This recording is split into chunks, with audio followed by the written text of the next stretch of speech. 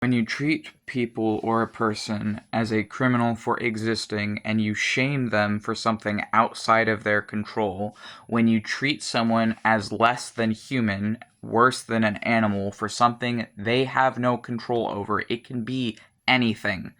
When you treat someone that way, you are essentially excluding them in such a way that is going to give them a few options. Either they can try and conform to you to the best of their ability to pacify your anger and hatred at their existence and their differences, or they can confront you and challenge you and try and fight you to try and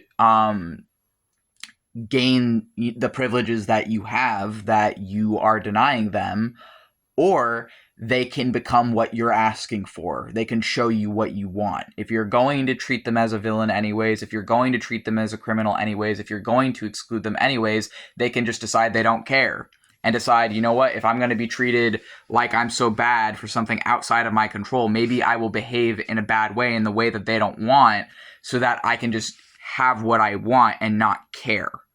And I think that throughout people's lives, they may find themselves doing all three, or they might find themselves fluctuating between all three.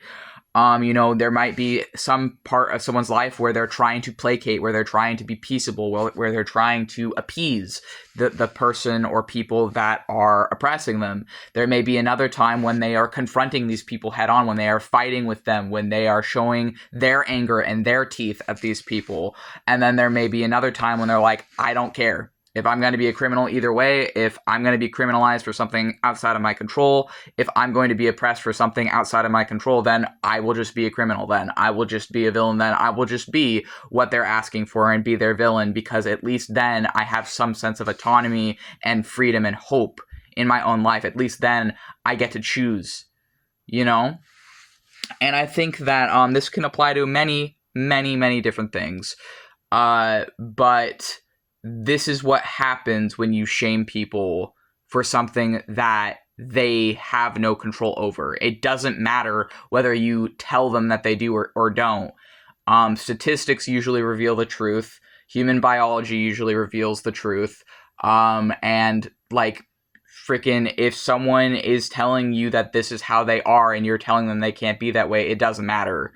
It doesn't matter. They're going to be left with those three options and be fluctuating between them because you've made them a scapegoat. You've made them your scapegoat.